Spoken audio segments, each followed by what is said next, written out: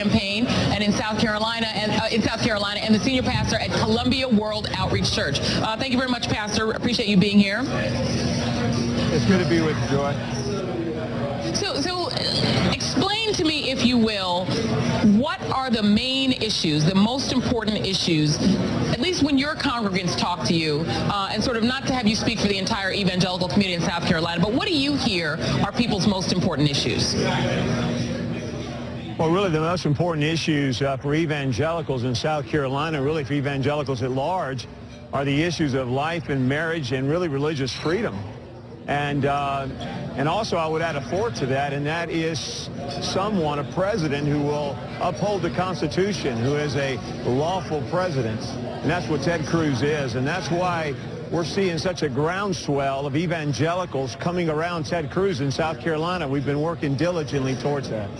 And I want to play a little bit of Cruz talking about how his faith would influence his decisions were he to be the President of the United States. Let's take a listen.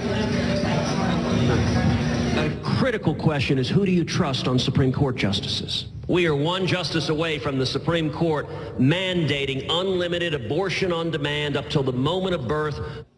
And Pastor Gonzalez, what do you say to Americans who are more secular, who say what we don't want is to have a president in the White House who is essentially using his own personal faith to run the country when the Constitution has a separation of church and state?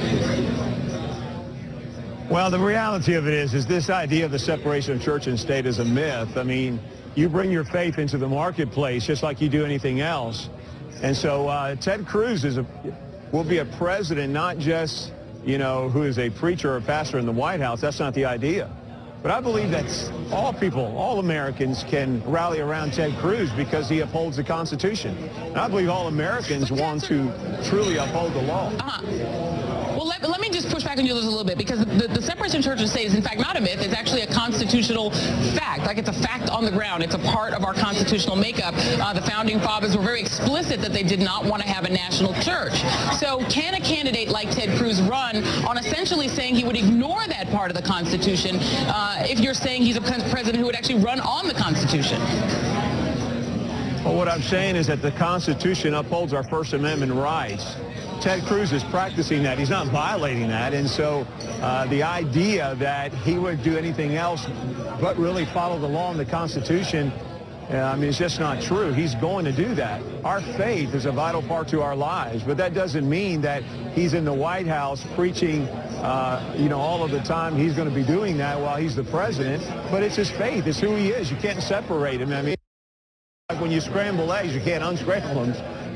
But that's the reality. Our Constitution gives us, our religious rights and our